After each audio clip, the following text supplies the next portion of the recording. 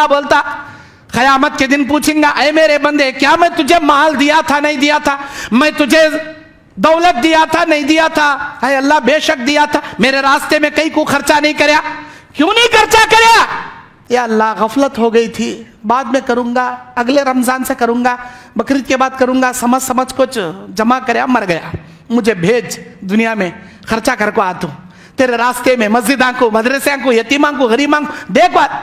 اللہ بولتا ہرگز نہیں, ہرگز نہیں, جا جہنم میں. یا اللہ میرا مال لے لے, مجھے جہنم سے چھوڑ دے. اللہ بولتا تیرا مال میں کیا لوں, تیرے مال کے ساتھ اٹھا کر تجھے جہنم میں ڈال.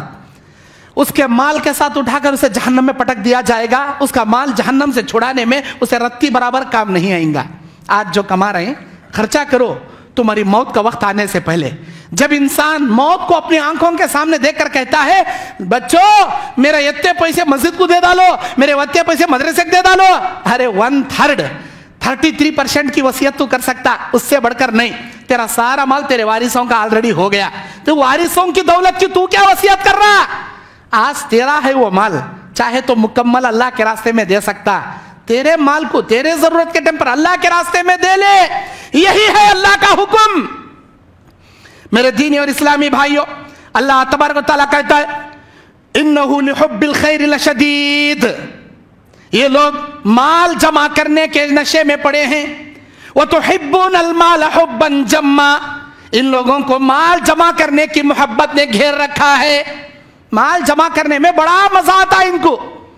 پیسے آئے تو سکون سے نیند آتی, پیسے چلے گئے تو ٹینشن پیدا ہو جاتی. ہمارے نبی علیہ السلام کے پاس ایک مانگنے والا آیا, نبی بولے بیٹھو میرے پاس کیا بھی نہیں.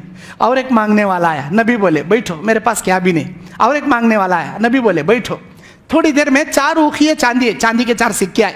3 آدمیوں کو 3 چاندی کے سکے دے ڈالے. ایک سکہ گھر کو لے کو گئے, تھکیے کے نیچے رکھی. رات بھر نبی کو نیند نہیں آ رہی.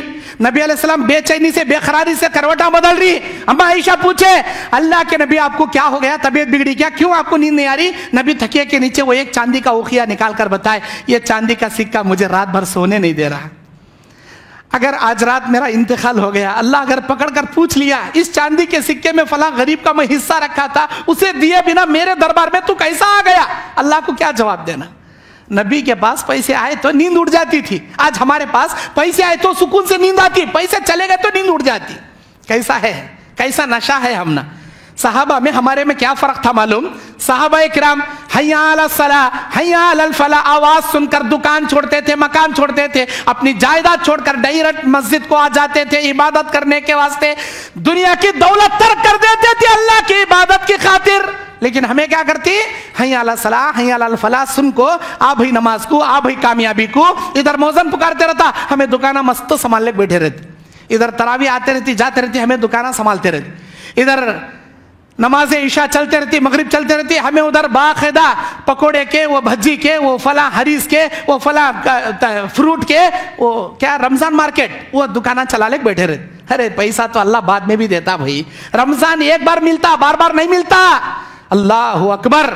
میرے دینی اور اسلامی بھائیوں, صحابہ کرام نمازوں کے لیے دولت چھوڑتے تھے, دکان چھوڑتے تھے. ہم نمازوں کے دنیا کے لیے نمازیں چھوڑتے ہیں, لیکن دنیا چھوڑنا گوارا نہیں, دکان چھوڑنا گوارا نہیں. یہ فرق ہمارے میں صحابہ میں.